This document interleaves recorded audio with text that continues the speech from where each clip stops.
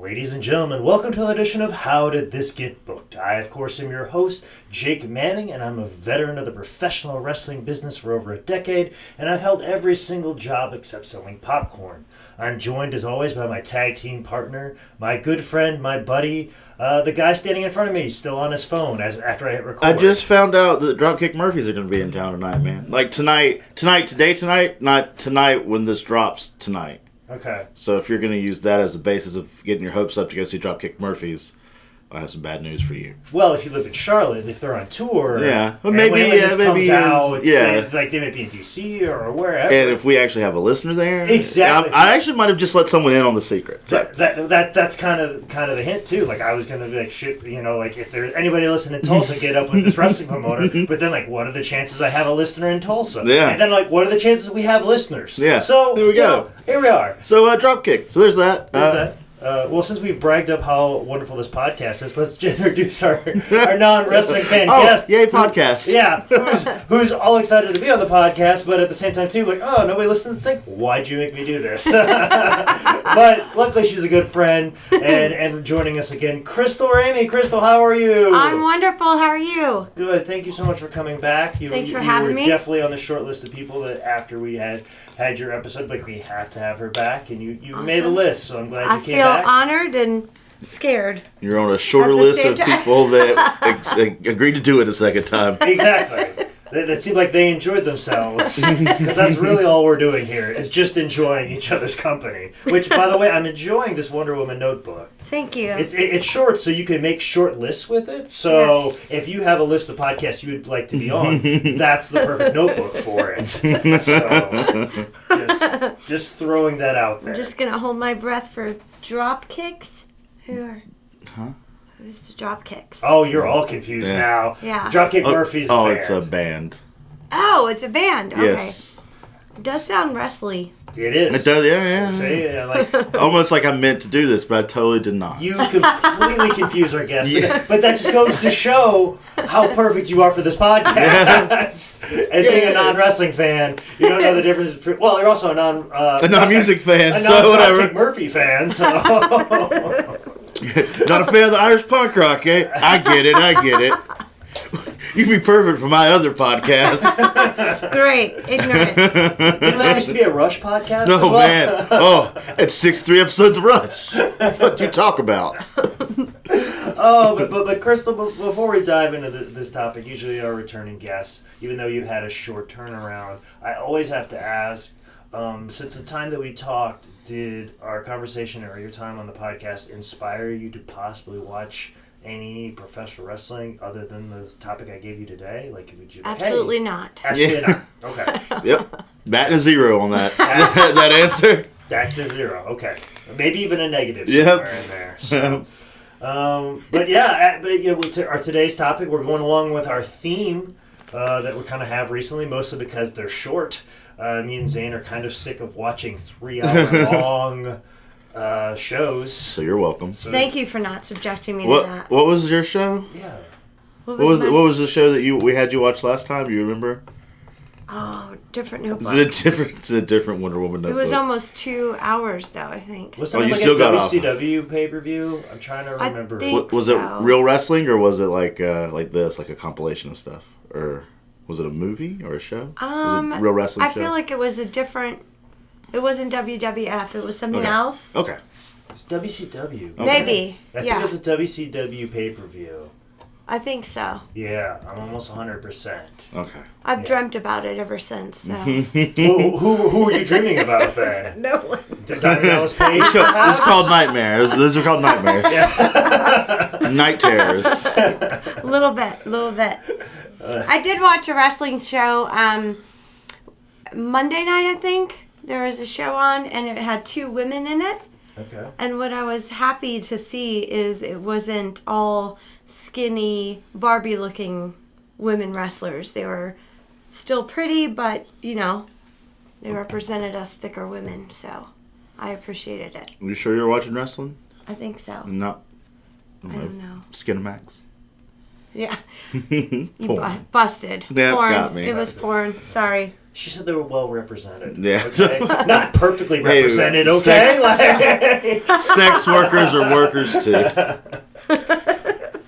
Oh, but no, we've been kind of getting on this theme because the WWE Network streaming service basically has released a bunch of old Coliseum video titles, which were very popular. So, like, I figured this was a good opportunity because a lot of them are like an hour and a half long. The last one we did was an hour and 17 minutes long. Wow. So we'd rather just do that. Do every single one of them. Especially it's new, it's hot and fresh. There's even like a couple that are like 57 minutes. Yeah. I'm like, oh gosh, can we do an hour-long podcast? Yes, we can. Oh, I don't know. No, we can. Okay, we'll find a way. We'll take our time. We'll take our time because I was like, I don't know if I can watch a 57-minute thing, but if you're telling me we could come up with a material, we can do it. I mean, we're only 5 minutes in, and we still got We still have the show. Yeah, we still have the show to get to. So I don't know. We're sometimes We'll find out. Sometimes we have chemistry, sometimes we don't. It's all a mixed bag over here, much like my brain is right now after the week that I've had. I hope you're doing better, Crystalle, because I'm doing awful if you're asking. I'm sorry. Go ahead and ask him how he's doing. Did you have a water pipe bust in your front yard? No, did you? Oh, Yes. shit. Okay, never mind. Suck it up, man, Scout. Suck it up on my How's your- sleep-deprived brain. All right. So how's your week again? Yeah.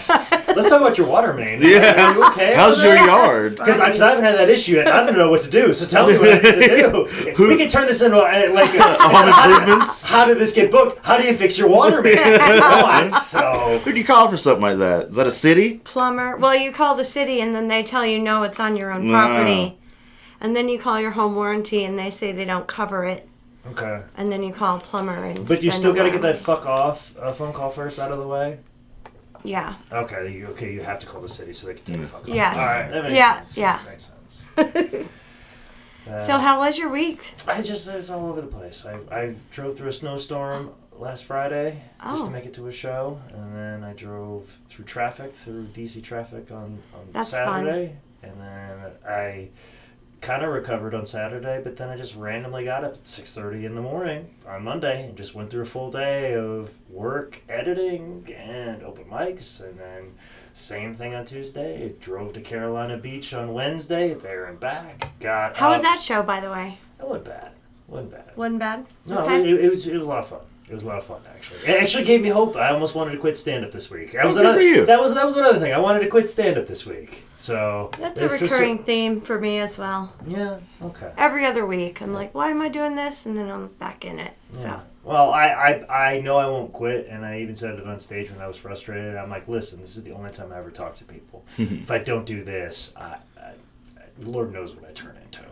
Because Lord knows nobody's listening to this. So These things aren't even on. it does sound a little bit weird. It might not be on. It's just really muffled. Yeah, I'm seeing levels. I'm seeing a record. But Maybe. Let's have it. And then of course I had to do a ring rental all day ring rental yesterday. So I haven't been doing my intermittent fasting because I've learned that if you are sleep deprived, you can't be food deprived. Yeah. That's something. Can't have both ways. That's Can't burn that candle on both ends. I think that's a little piece of knowledge that I like to cap off that whole story. If you're being sleep deprived, don't be food deprived. So I am having a pretty good week, guys. yes. So suck it. all right. Well, Crystalle Hill broken water main and my broken brain right now. Let's dive right into today's do it. discussion. I love it. Coliseum Home video entitled "Brains Behind the Brawn." Release date was February 27th, 1989. Guys, this video is almost 30 years old. If you couldn't tell by the somewhat racist promo that Jimmy Hart cuts in the Somewhat? beginning. You mean like the entire amount of... This is the most racist thing I've ever watched. Oh, I saw a Ricky Steamboat interview this weekend where he said Chinaman, and What a lazy slur.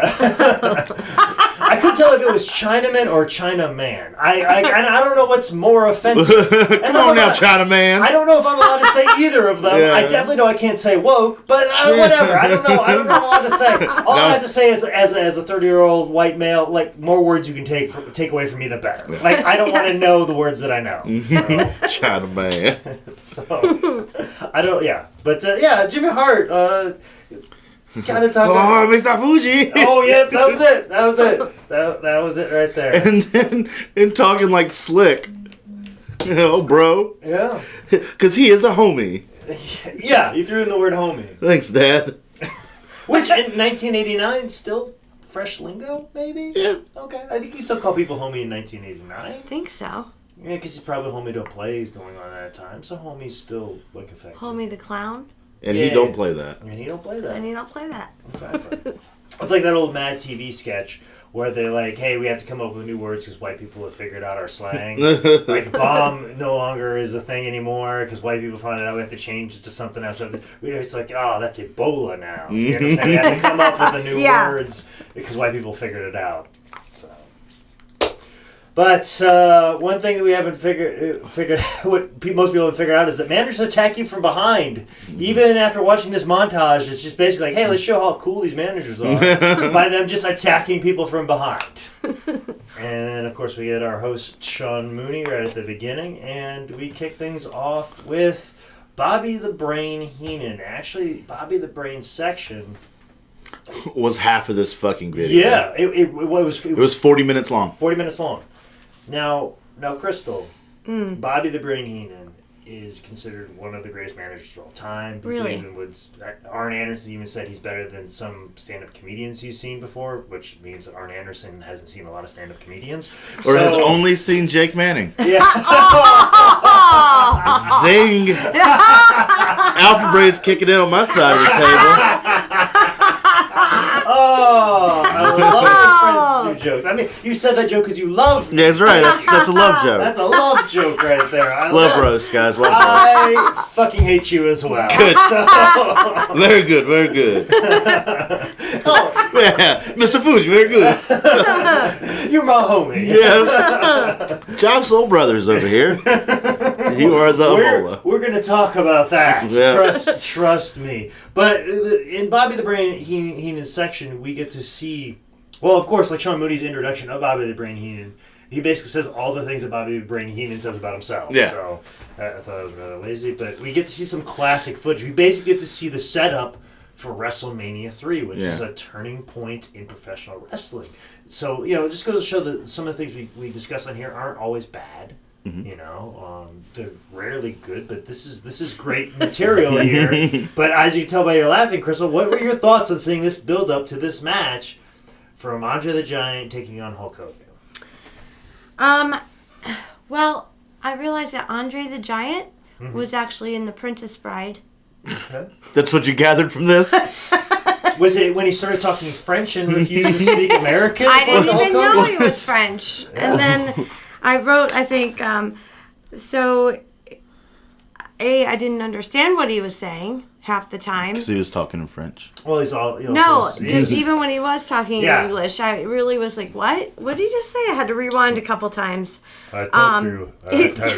Yeah, but the thing is, he's talking. That's the thing that's interesting about Andre. He talks so slowly, but you still can't understand him. It makes it worse almost. It does. I tell you. I'm going to. What? Get your hand off my shoulder. Don't. Would anyone like a peanut?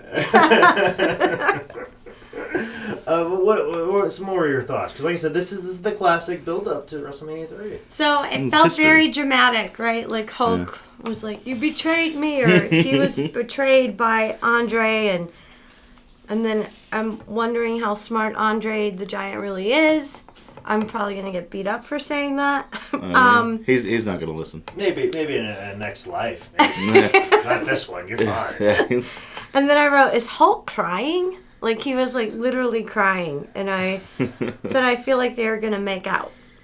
That would have been a completely different way of history if they would have just kissed at the end of all this. Or maybe I was talking about who was the one interviewing Hulk when this all went down. Who was... Rowdy Roddy Piper. Yes. Okay. So those are the two that I thought were going to make out when he was doing the interview. Like, come on, be a man! Be a man! Not. Well, although I guess I would kind of explain, like, Roddy's hatred, like, if it was sexual tension. And just like a scorned lover. Yeah, because there's always been a lot of animosity between those two. Yeah. That's a different layer that we've never thought of before. That maybe all of this Roddy Piper hating Hulk Hogan, saying he's the one that made WrestleMania, not Hulk Hogan. Maybe this is all built up sexual tension. Maybe. That's probably the most interesting theory that I've heard on this podcast. Yeah. Kudos to you for sussing that out. So. Leave it to me. But I also think about this. I was very young when this was going on, and I've never gone back to check the records. Like, I don't know how big of a shock it was that Andre was with Heenan. Now, obviously, when Hulk won the title originally from the Iron Sheik, Andre was pouring the champagne. That classic footage had been shown a lot, but that's like 2 years prior. And it's not like they'd been tagging together like the mega powers. Like, they seem like they're on opposite ends of the spectrum, opposite ends of like the Federation. Like, they're never close. Obviously, because they're building to this point right here. And I think at this time too, I think this was about when Andre was coming off of surgery because of his giantism. Or at least I remember the A&E documentary talking about that, and him coming back and him going through a lot of that, like a lot of injuries and stuff like that, and dealing with that, and how many times he'd have to go away and deal with issues. So I think this is kind of an interim. If I ran WWFhistory.com, I'd have all the answers right here. What did precipitate to this event where Andre was like, we're not friends anymore? Basically, it's just Bobby Heenan was, it's and that's why you put a lot of heat on Bobby Heenan, is the sense that he stirred it up. Like, got the ear. And that's why the whole story of, you've had the title. If Andre was such a friend, why didn't you give him a title shot? Yeah. And Andre the Giant is considered one of the most popular wrestlers in the world. Because he's a giant. And he's a giant. And in The Princess Bride. Yeah. And he's in The Princess Bride, so he gets extra points for that. So there is that sense of, this match is meant and destined to happen. Because when you have one of the biggest stars in professional wrestling, you want to see him take on the other biggest star. So, but this is classic footage, and they showed pretty much in the entirety, including the shirt rip off, and then like you're bleeding from the crucifix being broken off. Yeah, so dramatic. So it's like a stigmata. Yeah. Ooh, stigmata. Hulk is Jesus. Hulk is God. What? I look to you like a god, Andre. And then, like in the very next shot, he had a shirt back on, all intact. I'm like, I think that skipped to a day. It was a real hard cut. Yeah, there were a lot of real hard cuts on this. I was like, what's happening? Titan Towers did not have good editing equipment at this time. No. There's a lot of just really had the same editing equipment in my high school drama department. You either had the long folding cube transition, or you just had a straight cut on these things. They had 1 million camera angles. Like some real like soap opera shit going on. Yeah, that press conference. Yeah. I've never seen it. Just staring at each other. Yeah, like very dramatic. things I don't even think they do that much anymore. No, not at all. And I like the fact that was in a boardroom. Like they do the signing. Yeah, they usually do that in the ring in front of people. But I feel like it being so quiet, and we're so used to the in the ring and people in the background. But the fact that it was in a room, it was confined and it was quiet. I think it made it more tense. And I thought Hulk was gonna hyperventilate because he had that real stern look in his eyes, and he was like. You did this to me, brother. When you tore my shirt, you tore my heart out, brother. Like, wow. What a promo. I gotta, obviously. Oh, I even wrote down, I'm sorry. The heart and soul. No, you have to do it Hulk's voice. Okay, you started. You're trying. The heart and soul of all the little Hulksters. I was like, oh my God, this is great. I remember Hogan promos, but I don't remember being that good. Like, these were fantastic promos. Well, the thing is, just talking with no real direction. Well, you gotta keep in mind, like us now. Yeah. The this is '89. We're both very, very young individuals, and probably we're used to early '90s Hulk. Where he was just kind of like mailing it in. Yeah. All what you gonna do? Yeah. Which, by the way, what you gonna do, or let me tell you, is the most '80s line ever in professional wrestling. Like Jimmy Hart says it like over and over and over again. I like started making tick marks from the time I said it. Let me tell you something. Let me tell you something. Over. And it reminded me of Jim Carrey in that in Fire Marshal Bill. Yep. Yeah. That is 2 living color references we've done tonight. What? Guys, we're bringing it back. You should. They're bringing everything else back. Yeah. So, Jim Carrey's not doing a lot right now. Listen, I made a Mad TV reference. There you go. Our podcast is now turning into us talking about other pop culture things. That is extremely dated. So it's my stand-up routine. Yeah, That's exactly. what you're saying. We're just going to tell you about new stand-ups. Let's talk about other podcasts we're listening to right now. Or I, like a couple weeks ago, I made a reference to Richie Valens, Big Bopper, and Buddy Holly last week. So. Because I'm 1,000 years old. Yeah. But, yeah, we get to see the legendary body slam of Andre the Giant. You impressed, Crystalle? Yeah, I was actually. Well, I mean, this match happened in front of 93,000 people. Most of which I noticed were wearing sleeveless shirts, which I thought was a nice fashion trend of the time. Fuck you saying? I'm not wearing sleeves right now. I say that. It's a timeless fashion. I nervously look to my right, and I'm like, oh. It's like a black suit. It never goes out of style. Or like a white colonel's suit. A good seersucker Except suit. Yours is tailored, right? Yes, like, it is. It's not. I didn't take these off myself. Ripped off. Yeah. In a fit of glee. Like, we got tickets, sleeves ripped off. Yeah. Yeah. Mania! No sleeves! No sleeves. Sorry, I'm just thinking about how I'm going to attack the next topic right now. Which we get to see a piece of classic wrestling history. And we immediately transition into homage of the darkest part of American history. Oh my God! Slavery. Yeah. I got a slave. Wait, you can't say that. Like, you can't talk about Virgil like that. He's right there. Yeah, that's the thing. Like, Mean Gene was like, "What year is it? This is 1988. You can't talk that way." Like, Mean Gene's uncomfortableness dealing with like socio-political issues is. Quite laughable and enjoyable. Like, I would love to see Mean Gene Okerlund on CNN these days because he would be the best. I think I got part of this quote. I don't think I wrote it all down because, like I said, I was delirious at the time I was watching this. I think $1 Million Man said, "Through the history of mankind, few men have had the money and few men have owned what no one else has owned." No, I think a lot of people own. Yeah. People. Turns out that was kind of common. Yeah. So Bobby Heenan... Your payoff was not as... It was very anticlimactic. Yeah. Bobby Heenan sold Hercules into slavery. Like, and this thing... like, and he already had the chains, though. So, I mean, it was a logical move. It does get a little bit wonky there, too. Yeah. But I think it's funny. It's like you could say that I sold a god. Like, that'd be a good thing to put in there. That's Hercules. Like, you could have some fun with that, but very dark segment. What were your thoughts on it, Crystalle? Exactly the same. I was like, whoa, how unpolitically correct were we back in the 80s? Holy crap. Because there was a lot of slave references, and then when they beat up Hercules and pushed him on the ground, he's like, learn your position. And I was like, what? This is just... I'm a little...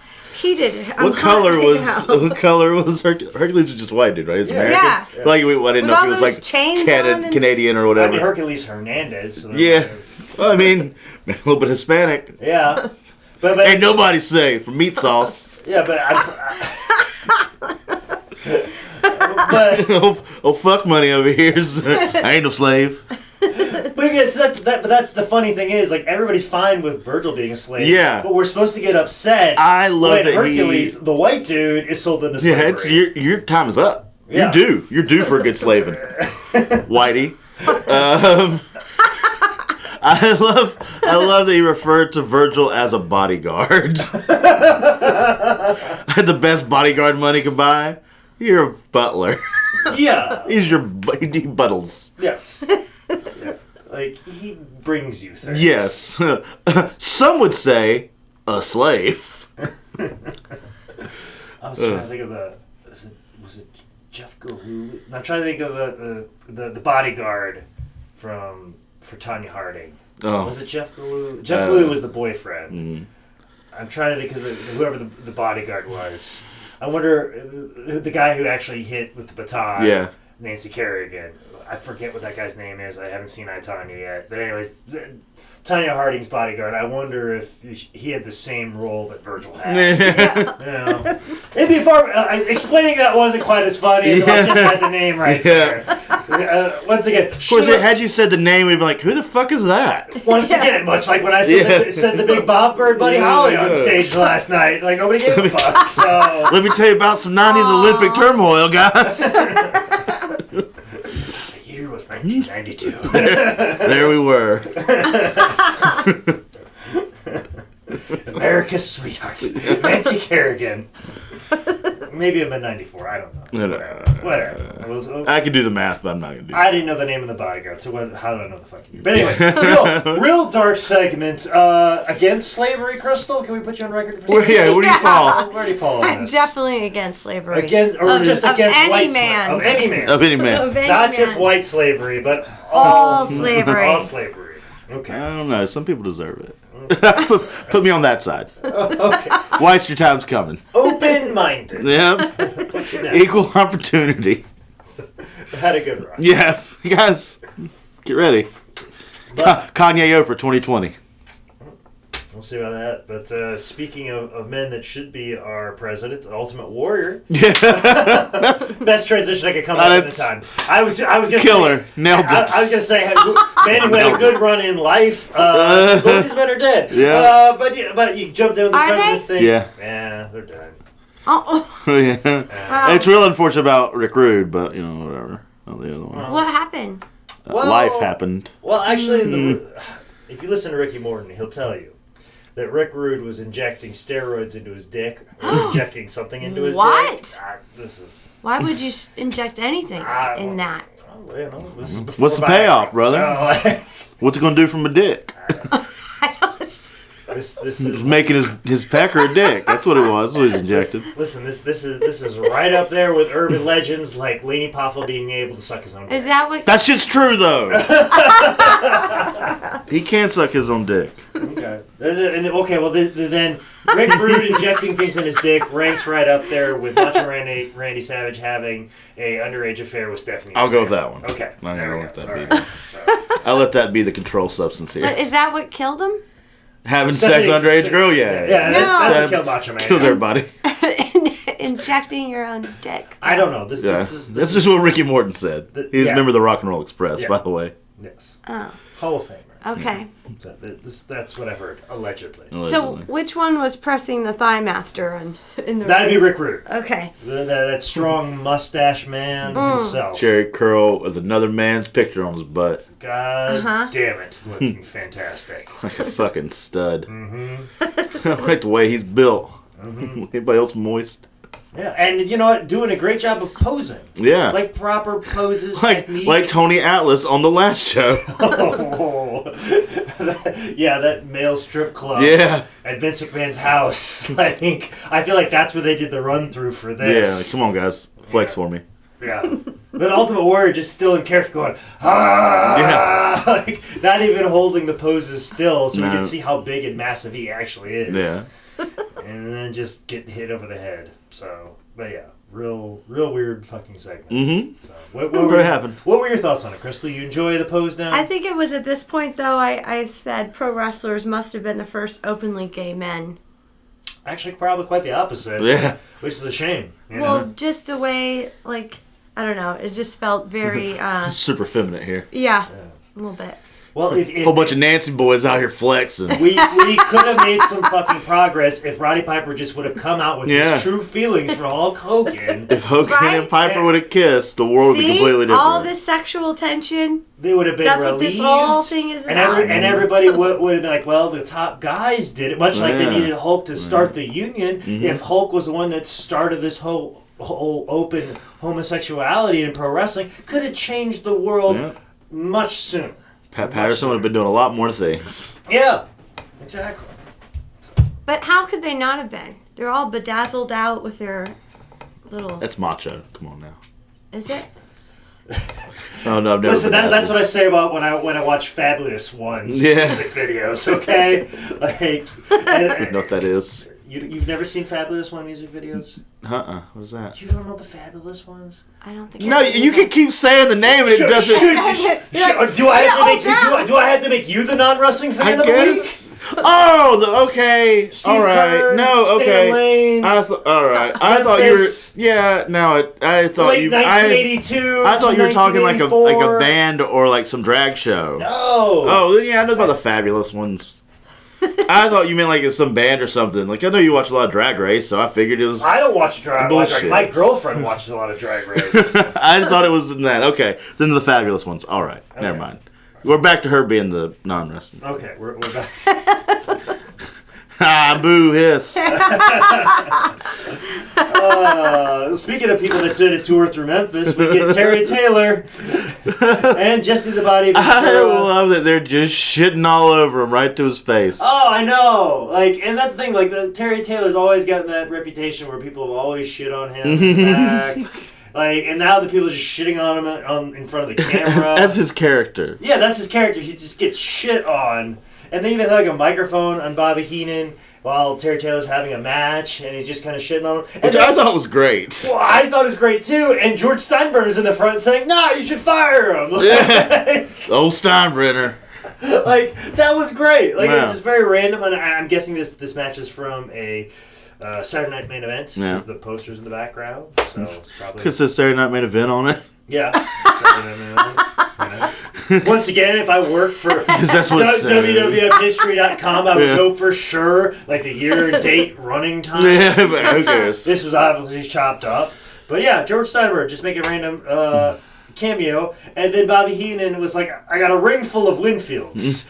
Which would be Dave Winfield. Yeah. Who played for the Yankees at that time. And then Terry Taylor gives Tito Santana a pile driver. And then... just gets up and starts throwing punches shortly after. Like, all these old timers that give a shit about killing moves, like pile driver, which is known to be a stretcher job move, just hits a pile driver, 1-2 kick out, up, starts firing back. Yeah, so time to go. Like it's a body slam. Yeah. So, fucking deal with it, guys. Right? Deal with it. Get off your ivory towers. Get off your ivory towers and accept the fact that you just saw 10 super kicks right in a row. Yeah. So, fuck off. Hot take. But so, what were your thoughts on Bobby Heenan being mic'd up during this match, Crystal? Like, you get some classic lines. We also hear him like cough, like in the Was that the one where he was like, he treated you like he owned you? Again, another slavery reference. I don't know. I thought Bobby was annoying. Is annoying. Well, this would be probably at minute 35 of you seeing him on the Yeah. We're almost halfway through this tape right now. Yeah. Discussing him. So. Yeah. I really thought he was annoying from the beginning. You're like, when am I going to see some Frenchie Martin? Yeah. Like, who they put over to be a bigger deal on here than he really was. Well, he was kind of a big deal, but not here at this time ever. Like, but yeah. He didn't even get a talking head spot at the beginning. Yeah. Like, barely even mentioned. But yeah, we're still plowing through some Bobby the Brain, and so we're getting there. And that was the funny thing too, is like since he was mic'd up, that beating up afterwards, he couldn't call anything. Yeah, that's what I think the most fascinating thing was. Is just like, and maybe they went over it in the back. I don't know, but like if they're that closely mic'd up, he could be like, "Hey, whip me in the buckle." Yeah, he could be like, "Hey, punch me," or "Hey, pull me out and punch me." Like probably like because sometimes you can kind of guess or see him like when he would have the warrior like, "Hey, bring me out," or whip me in the corner, and he would do that. But like they had to like no, and he had to kind of like no, and just kind of just go and do whatever to him. Him taking those corners. Oh, Jesus fucking Christ! I was gonna ask you guys about that. Like, that really looks painful. It sure did, and I'm sure it was. Yeah. Yeah. Like, but he's just overselling like a fool. Like that's what he was doing. That's commitment. Yeah. That is commitment. Like I like that part of the end, like those just the little things of like getting mad and then turning around, like just the little details of Bobby the Brain Heenan. It's like in this segment right here, it's like you see why. Yeah, that's why this guy was fantastic, because the movements are just big enough that you don't need a microphone to get what he's trying to convey. Yeah, sure, the microphone's nice and all, and you can hear the verbal stuff, but with what he's doing with his voices, his head, his mannerisms, you get that whole thing like, screw you, I hate you, like everything's so big and outrageous, no matter how small or how big the movement is, but everything is done in such a way that you can see it from the top row. You can clearly see it on his face and do it non-verbally, even though he knows he's mic'd up, and there's going to be millions of people see it at home, but he's doing it in such a big way, he doesn't even need to communicate what's going on. So that's what I think is brilliant about him. Any other thoughts about Bobby the Brain? Nope. Get on with it. Get on with it. Oh, but before we leave him, they did have a segment where you had Bobby the Brain Heenan, Gorilla, and Terry Taylor, and he admitted he was wrong, and that's when Brooklyn Brawler comes out and attacks Gorilla Monsoon. Yeah, you had to get a little bit on him too. But the thing is, though, Bobby's going to be on the show next week with him. Yeah. Like, how is that conversation going to come up? Like, Bobby, your guy hit me from behind. Let's just do the show anyways. Let's talk about the Bushwhackers this week and the crazy shit that they did. These having eggers. Oh, quiet down, Bobby. But then I do find it funny that we have the Brooklyn Brawler come out and beat up Terry Taylor. But then in the next segment that involves Jimmy Hart, we see Bret Hart taking on Steve Lombardi, the Brooklyn Brawler, in a job match. Yep. So thought that was a little funny that nobody else may or may not have picked up on, but I most certainly did. But yeah, Jimmy Hart, what are your initial thoughts in seeing him, Crystalle? I think you lost me. Jimmy Hart. Oh, Jimmy the Hart. Here we go. I wrote, he's annoying. And he kept saying, let me tell you something, which we already covered. And then he comes out, and I was like, is he wearing like a brownie beanie? Like, I'm intrigued by his outfits. He was wearing like a beret, It's like a beret. Like, I don't know why he was wearing a beret. Like brownies, Yeah. And then I also thought you could tell we're in the 80s with the keyboard tie and lapels and... Jimmy says relax. Yeah. Don't do it. When you want to come. He sounds like a Fraggle. Jimmy goes to Hollywood. Yeah, man. Oh, that'd be great. I'm sure it was done. It had to have been. Had to have been. Be mad if it didn't. Like, what's the big deal for them keep telling him to go in the back? Like, I didn't get that. I said he's a pussy, and I don't use that word very often. Ringside, they don't want him to manage him anymore. That's what the Hart Foundation's basically. Because they're going to be good guys now. Yeah. Oh. Which, of all these segments, Jimmy Hart's segment was about him actually not managing anyone. He did not manage anybody in his segment. No. And he just kept getting yelled at to go away. And he actually managed a lot of people. Yeah. Like, you could even talk about Hogan. Yeah. Well, I guess this had to be like in a heel mode. It was in WCW too. Yeah, it was later he managed Hogan. It was like, like early 90s and stuff like that. And he still had the contract with Hulk because he signed that at Memphis. Yeah. That little piece of wrestling history right here. This tells you something. So listen, there's going to be a test. There's going to be a test later on. I didn't bring my pen. When Hulk Hogan, before he was Hulk Hogan, like this big, huge deal, it was probably when he was still even wrestling as Terry Bolter or Terry Bollea, like just going from town to town, barely surviving. He was in the Memphis territory, and I believe it was in Memphis. He was coming through, and he was like kind of short on money, but he obviously had this really awesome look, and people knew he could be a star someday, even though he might not have known that. Well, Jimmy Hart wisely saw that very early in him and basically signed a contract with him. Like I said, I don't know if this is Memphis or this is early WWF, but the legend goes, this has a little bit more validity than Macho Man and Stephanie McMahon. This may fall somewhere on the lines of Lanny Poffo. It's like his own dick, yeah. But basically, the story goes, very early in Hulk Hogan's career, he signed a contract with Jimmy Hart that allowed him to get 10% of all his incomes or deals upon a certain point, and basically to be his manager, and anything that he's involved in, Jimmy Hart would be involved in. That's why if you see anytime Hulk pop up, Jimmy's definitely there, because Jimmy basically signed this contract very early and it's ironclad. Whatever you make in the future, I will always get this percentage, for this loan or whatever the agreement was. And that's why Jimmy Hart has always been linked to Hulk Hogan, is because he has some sort of contract. Basically, he owns some piece of his soul. Jimmy Hart is the devil? But at the same time, too, shrewd business move. Yeah. Like, if you're going to bet on a human being successful in the future and you picked Hulk Hogan, kudos. Good job. Good job. Maybe not so much right this moment. Yeah. But, Well, I wonder if he got part of that Gawker settlement. Oh, maybe. Man. He's definitely Getting that Gawker money. He's definitely getting money off the beach shops, I'm sure. Yeah. Like, and any deal he makes for merchandising and all sorts of things like that. So, good on him. Hulk Hogan had a sex tape come out a couple years ago. Did he? Mm-hmm. He sued the people that put it out. Huh. Got boatloads of money. Have you seen it? No, I have not. He did say the N-word on it, though. Which is an odd thing to say. During sex? Yeah. Yeah. What do you say during sex? Oh, you probably say Chinaman. Which is what I say, which is odd because he's dating an African American woman. Like, I don't know why. I screamed that out. Chinaman! I think I would scream out homie for No, yeah, exactly. Oh, sister! Yeah, no, that's not at all. Not at all. So actually all the slavery references were actually real. Because Yeah, he this did is- own... The guy at the top. Yeah. Yes. Huh. Interesting. A life imitating art. Yeah. Or art imitating life. Do you call that art? I call pro wrestling. Yeah, art. Oh, yeah, pro wrestling, yes. Pro wrestling's Okay. art. Yeah. Sex tapes, no.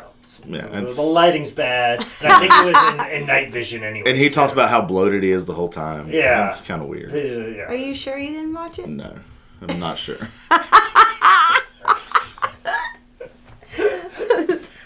What else did he say? Well,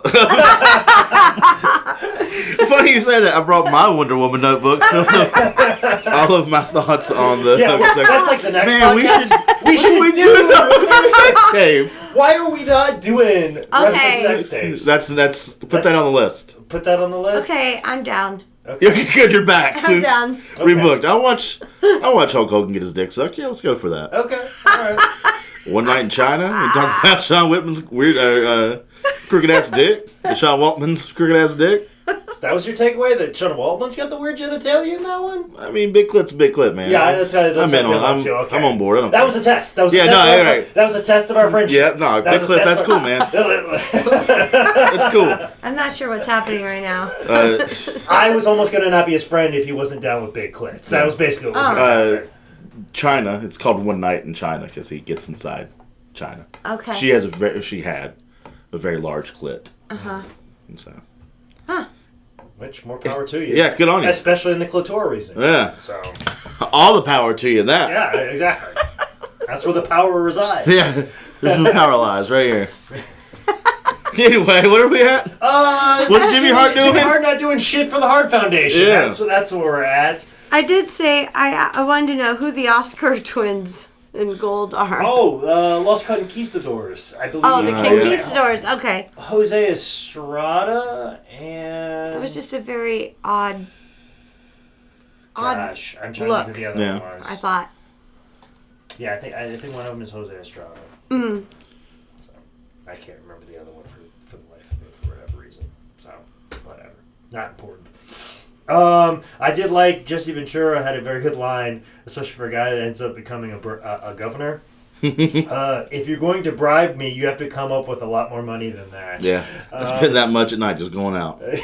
Like, I Jose Rivera was the other one. Okay, Jose Rivera. But yeah, I definitely like that because Jesse Ventura is my favorite politician. Mm-hmm. And as you know from the time we talked about his movie, where I gushed over Jesse Ventura and berated my girlfriend for saying the slightest disparaging thing about him, even though he was her acting governor for a short period of time. So, but yeah, it was funny for him to say a line that basically Rod Blagojevich said while he was actually in politics in Illinois.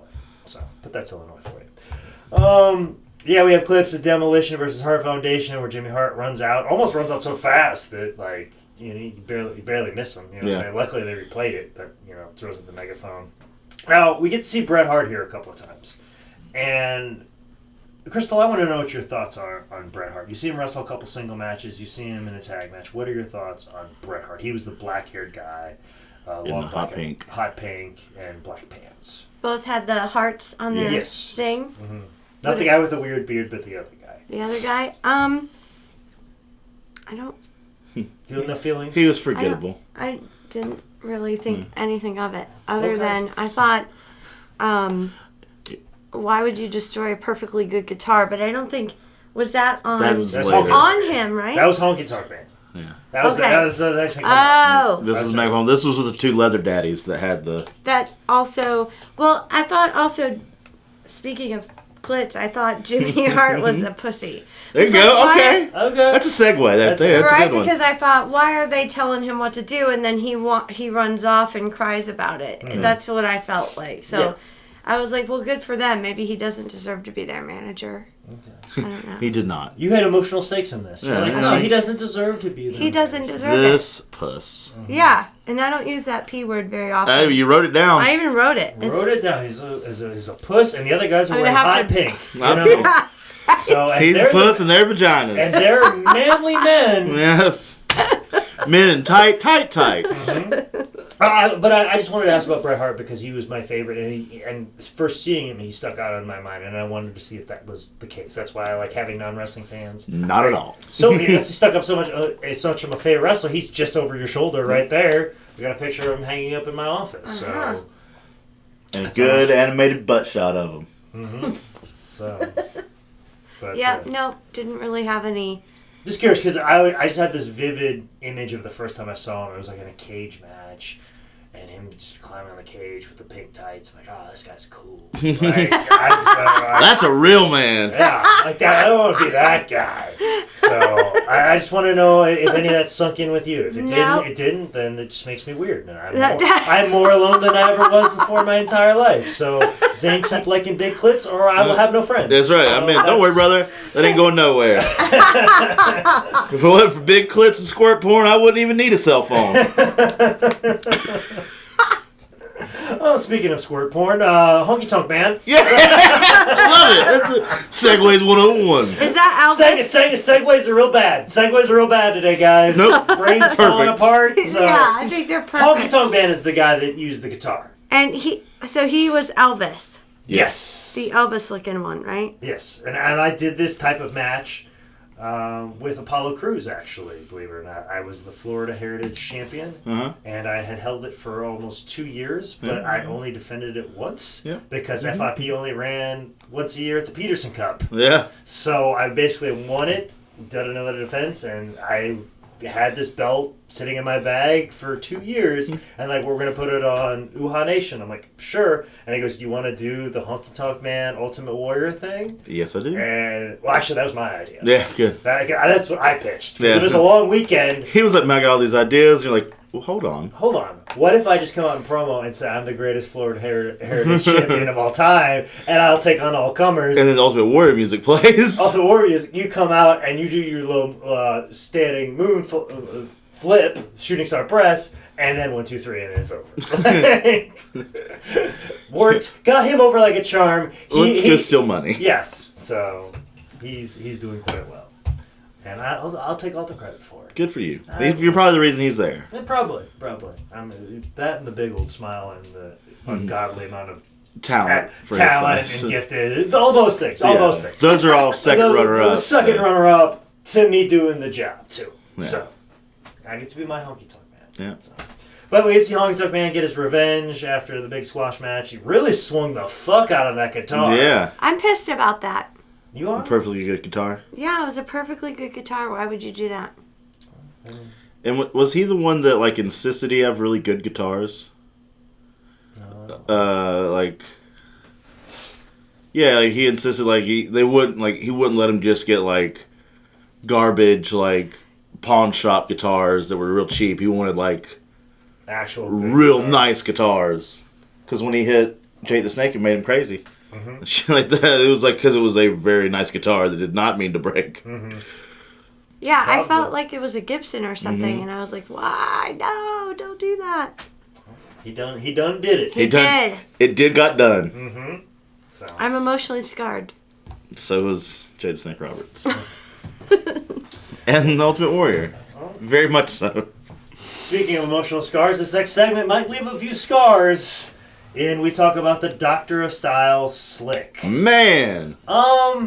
Before we get into this, there's I follow Brendan McDonald, who is the producer for Mark Maron's podcast. And he's actually a very big pro wrestling fan. Okay. And about a couple months ago, he tweeted out a picture of Slick and Donald Trump.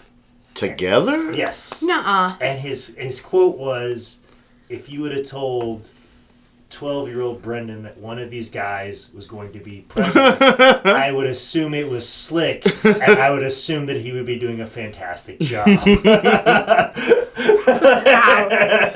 As opposed to the other monster. I love it. So then I find it funny that Slick managed the Russians. Yeah. So the Bolsheviks. I was like, what is... And also, what's up with the lisp? He has a lisp. And so did Bobby, I think. I don't know. Is Lucky. it dialect? Is it No. dialect? And then managing the Bolsheviks. Mm-hmm. And then I thought, okay, when they sang the Russian national anthem, I wanted to actually go look it up to see if that was actually the anthem. Was it? I didn't have a chance. I'm about 100% it is because it's the same anthem they sung in Rocky IV. So Is that's it? my reference. So unless it's one big long con. One long conspiracy. So that's and then of course we also see a Brother Love segment with Hulk Hogan and a Big Boss Man comes out. Which Brother Love was more a manager in this segment than Slick was. Yeah, he was. Slick was an aggressor, but you know what? I'm just happy that an African-American gentleman and a police officer could work together for a common goal against a man who flippantly says the N-word. Yeah. I'm just saying, justice was served just a little too soon. So I want to see a remake of that picture that Bubba Ray and Devon did, where it's like his life matters, but done with a Big Boss Man and Slick. Oh, if we had awesome fans, they would so totally do that. If we had fans. Not to mention, like, forget fans with any graphic talent. Yeah. Just fans. Actually, now I just need a picture of those two together that I'm just going to tweet out myself. Oh, and guys, we can make it work. I would love a Frankie Goes to Hollywood theme. Yeah, Jimmy Hart shirt. Like... we may put this together. I've got some ideas. We might have some marketing on our hands. Listen, I've got some ideas that are very similar that I want to do for myself. I may just hey, can you also do these? And he may end up being able to do those better than the ideas I got. So sounds fantastic. We'll keep a lookout on the website. Keep on a lookout for that. But we get to see a fantastic, problematic piece of footage in WWE history. The debut of Akeem, the African Dream. Crystalle, what are your thoughts on this whole segment? Well, the whole segment, I was just like, wow, stereotypes. Yeah, boombox. Boombox. You're supposed to be in the, where is it? The deep, darkest Africa. And it's like ghetto. And they're in the alley. Yeah. In an urban setting, and I was like, wow, this is crazy. And then he said something about, I need to update my subscription to National Geographic. Once again, Mean Gene uncomfortably just saying shit. Like, wow, this is so uncomfortable. Word vomit. I need to call a lawyer. I need to I need to up my subscription to National Geographic. I just thought, what the hell? Forget Anderson Cooper. Can we just get Mean Gene Okerlund reporting in a war zone? Yeah. That's all I want. Mainly because Anderson Cooper is too much of a national treasure to get him out there. Yeah, seriously, can we just put Mean Gene out there? But yeah, Akeem, thoughts? Uncomfortable? Very uncomfortable. But so he wasn't Akeem before. He was a one-man gang. One-man gang. Okay. But now he is Akeem. And the reason he's African is because he's moving his arms like this now. And he's a Jobson brother. And he's wearing the African garb, right? Yeah. I'm like, holy shit. Or what WWE's costume department thinks that. Yeah. Like, I just thought, wow, this is bad. This is really bad. I don't know what on levels that they thought this was a good idea. So is this whiteface? I don't know what this is. I don't know. It's so odd. Like, I don't know on what levels they thought this was ever going to be a good idea. And I just like One Man Gang's thoughts on how black people act. Yeah. You know what I'm saying? That was his guess. Just be a black person. And he used Slick as his... It's like his muse. Mm-hmm. I'll just do what Slick does. I'll just do it slick. Yeah, I'll be like a homie. Yeah. Oh, God. It's out here in Africa, y'all. I was waiting for good old y'all in there. Yeah, definitely. This is super southern hillbilly man just trying to talk like an African. Which, I must say. If he had clicked or clocked, I'd have lost my goddamn mind. Zane, don't take this the wrong way, but Please. my friend, I would love more than anything, because I noticed in this tape, and maybe because I'm delirious. So, I know where you're going, and I have a story. Go ahead. Okay, I am a bit delirious. So I saw a very interesting resemblance between Just you. the fuck like me. Look just like you and Akeem. Yeah. Look very much alike. But also, too, listen to me now. Because they were the Twin Towers, remember? Yeah. James Drake, who also works in hospitals, very interesting resemblance to the boss man. Oh, man. So we could do it up. I would love to see... Twin Towers 2000? Yes. I would pay good money to Hey. see you and James Drake... who wrestles for Evolve, as the reincarnation of the Twin Towers. I'm in. Oh man, we gotta get on a Halloween show together. Oh, I would pay good money to see that. At one point, we were going to do a show in Morehead City. Carino was, and we were gonna get One Man Gang, and he was like, "I want you to do something with One Man Gang." I was like, "Only if I can dress up like Akeem." He's like, "That's what I was gonna ask you to do." So he would did? be. No, he ended up not showing up. Well, One Man Gang also never liked the Akeem gimmick. Like, if you ask him to do autograph signings, the one thing he refuses to do is dress up like Akeem. He refuses to do it. I did see a real fun clip of him in Chikara forever ago.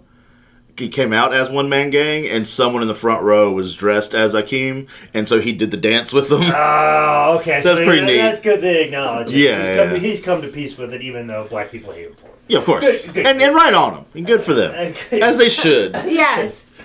This is racial appropriation, if I've ever seen it. Speaking of stereotypes, Mr. Fuji. Man, this lasts all of a minute. This is almost as short as Frenchie Martin's part. Yeah, like, we just kind of get through it. It's all one match. Like, it's just the same. Yeah. I have one line about it. There wasn't a lot to it. Yeah. At all. Okay. What was your one line about it? There wasn't a lot to it at all. You Your just fucking said- ears. Ching Chang Chong line. You just throw that out the window, Crystal. I think he said sayonara or something, and I was like, wow. Or just, there goes that stereotype as well. He said something like, I don't care. I'm the boss. That's what I wrote about. Got a limited knowledge of English language. I know. But he has a very extensive recipe book for dogs. Yeah. Oh, what a piece of shit he is. Yeah. What? Go ahead. We tell it every time we tell the story every time he's brought up. Tell me. So there is this Mr. Fuji's known for being this big ribber. Rib is when you play a practical joke on somebody. Okay. There was this, I think his next door neighbor or his fellow wrestler. They had an annoying dog, and so he, he's like invited that person over. Like, we should come over to the house. We'll make dinner for you and stuff like that. And these people, they came over and they had this nice meal, and then they started talking like, we were looking for a dog earlier. We couldn't really find him. You are kidding me right now. And they just had this nice meal. Like, we're sorry, we're just a little stressed out. We were wondering where he's at and stuff like that. And then they had the meal. And as soon as the meal was over, Mr. Fuji goes, "Did you like the meal?" And they're like, yeah, it was good. But what was the protein? What was the meat with it? And he goes, "It was your dog." That man. Ew. And people in pro wrestling think that's a funny story. That's a horrible story. He's a horrible person. That's what every non-wrestling fan says. Is that a true story? When you Nuh-uh. Did he really kill their just dog? like Laney Poffo sucking his own dick. Yeah, that's like beyond Laney Poffo sucking his own dick. Like that's a This thing. is unblurred Bigfoot footage right here.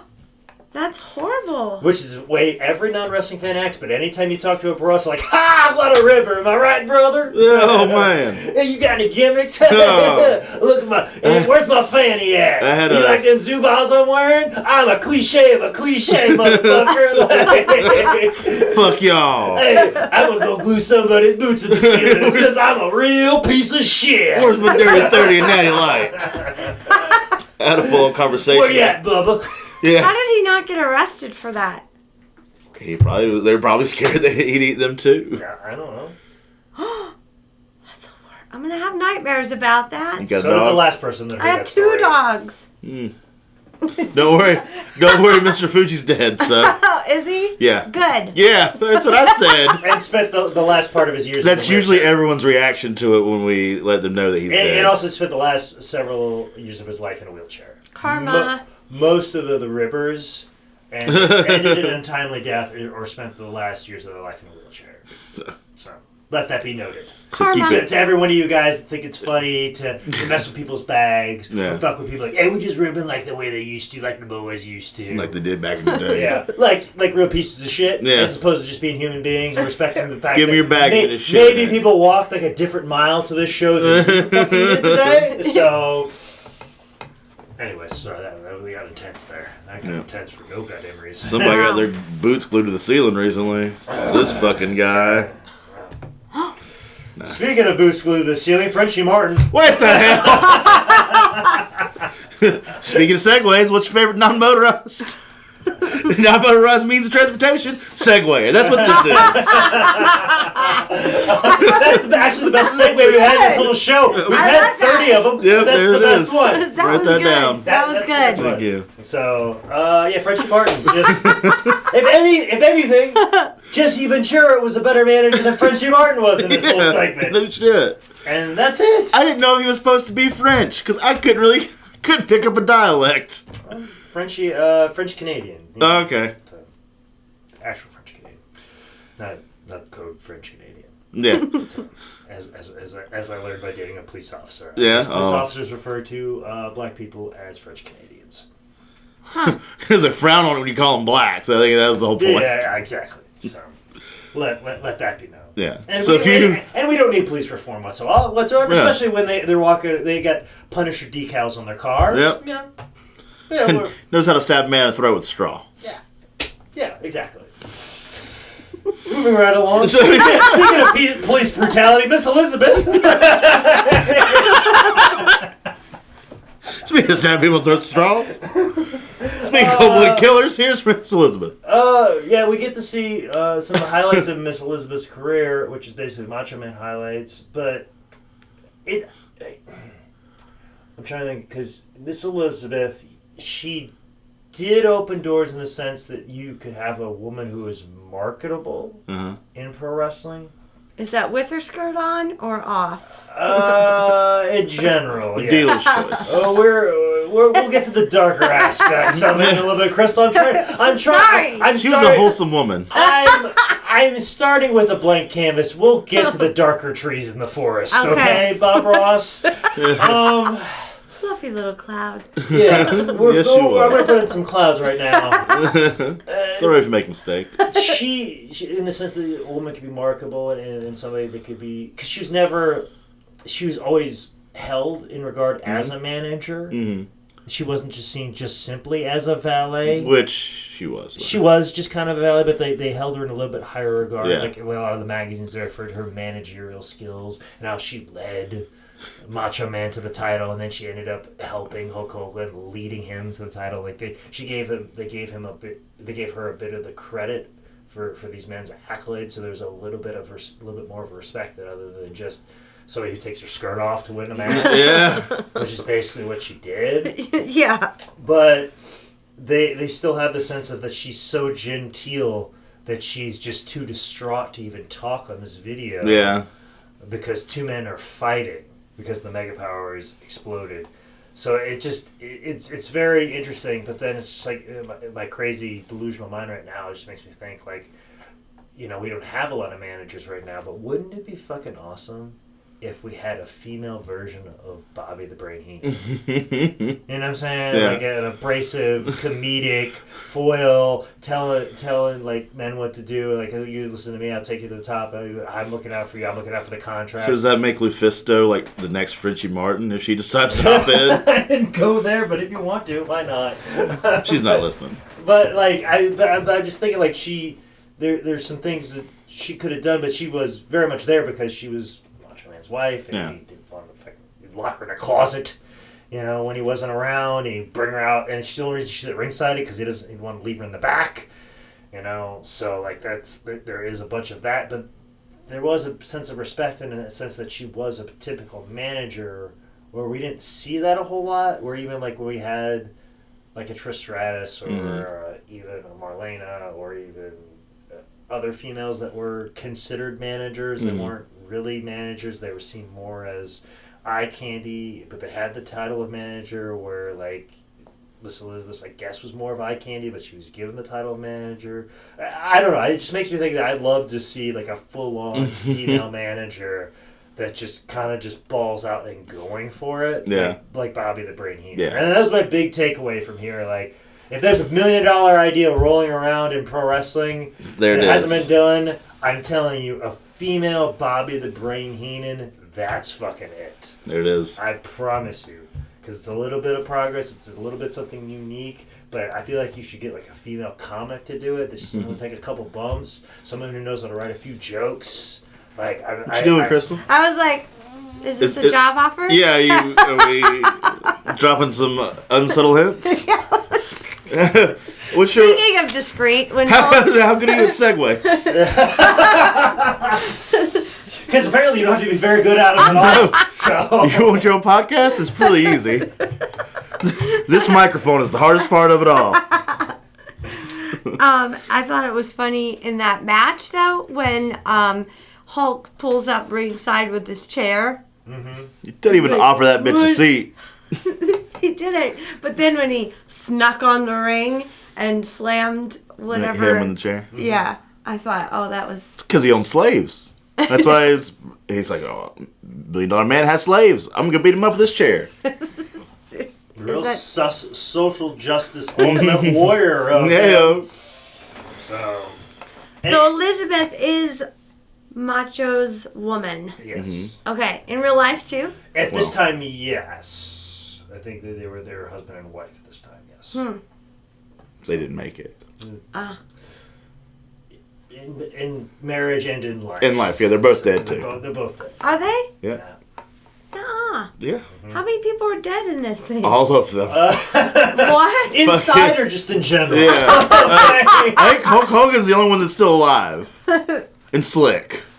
Yeah. Is Slick still alive? Jimmy Hart's still alive. Jimmy Hart's going to outlive all of us. Oh, yeah. Bobby the Brain is dead. Because he has something to tell us. So. Bobby the Brain is dead. Gorilla Monsoon is dead.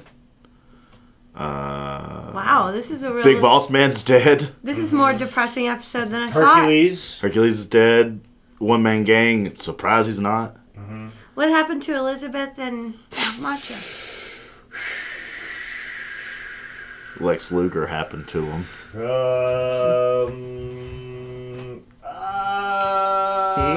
we need to turn the microphone off of this? And now this commercial break. Let's all go to the lobby. Let's go to the lobby while we discuss the death of a wonderful woman. Where drugs may or may not be involved. Yeah. Okay. So. Oh, bummer. Yeah. Yeah.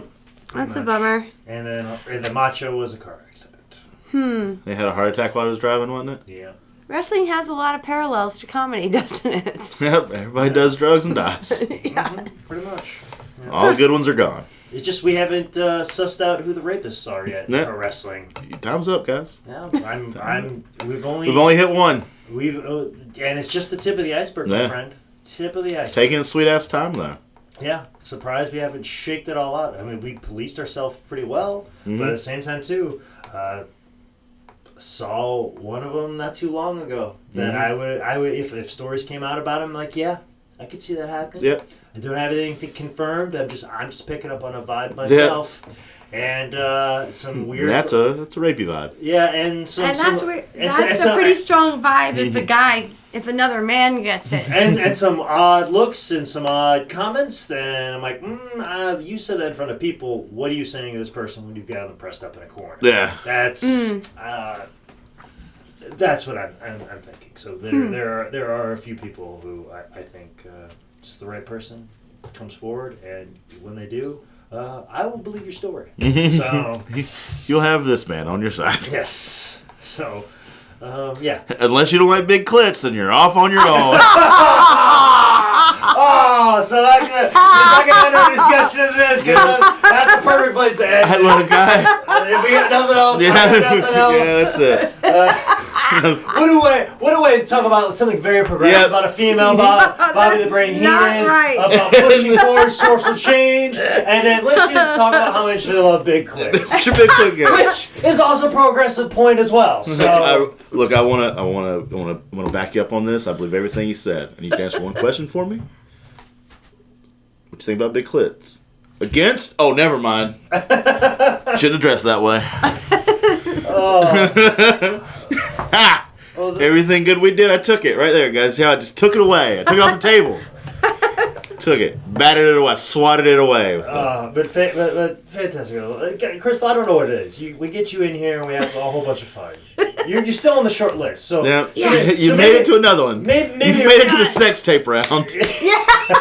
Third appearances are the sex tapes. Lucky me. So it means like Mimi Benfield's up for a sex tape. Oh, Mimi would be awesome. Mimi, watch this video. Yeah. Normal Dennis is gonna have to watch a sex tape. Oh, Dennis! Holy crap! That would be.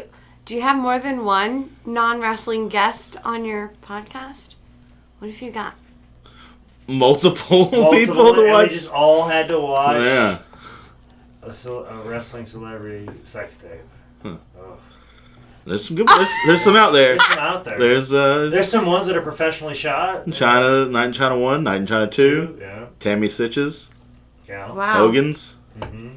Huh. Yeah. And then if you want to delve into the girls who went from porn to wrestling, you want to get into a couple of those. We like Major Guns. Yeah. There's a couple good ones out there of her. Yeah. What is is there a National Sex Workers Month or something? Well, I mean, the one I would probably just stick with would be the Witches of Brestwick 2. Oh, I'm in.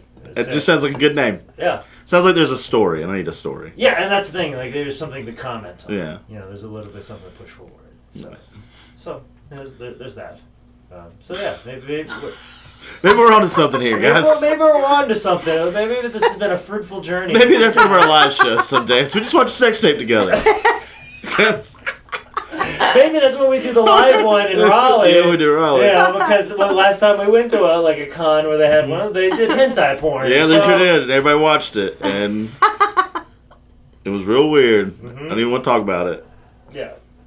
But we have anything more to talk about? This show's going to come out this upcoming Thursday. Crystalle, if you got anything coming up, do you want to let people know about it? I think you have a show that you probably want to let people know about. That would be cool. Yeah, go ahead. You have a live microphone. Awesome. Yeah, I do. I'm really super excited about it. I started to find my alignment with comedy and trying to do comedy for a cause. And my cause is for Stop Soldier Suicide. And I don't know if listeners remember the 22 push-up campaign on social media about a year or so ago. Well, I don't like push-ups, but I do like jokes. So I thought, we could do a 22 location comedy tour.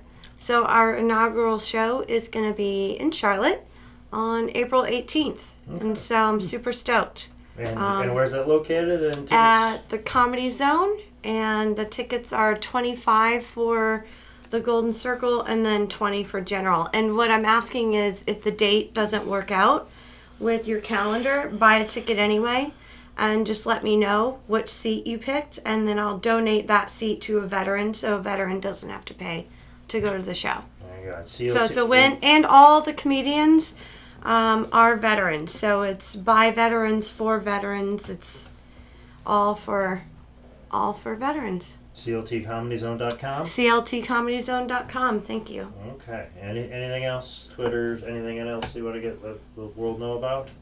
Just at Crystalle is my Twitter handle. Any of the future shows other than just that one? Yeah, I'm trying to get my arms around this show, and then from there, figure out what I don't know about producing a show, and then you'll find out about that very fast. I am. I'm learning a lot of lessons, and then from that, just take that and start marketing out nationwide. So very good. Trying to get Sinbad on board, and he's retweeting all my tweets, so that's a good sign.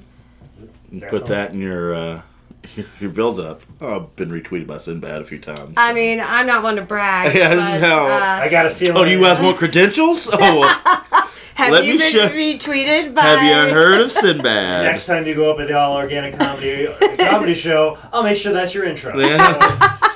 That would be a good one. I will and by the way, Sinbad is a veteran, which is why I thought he'd be a good match. True. Yeah.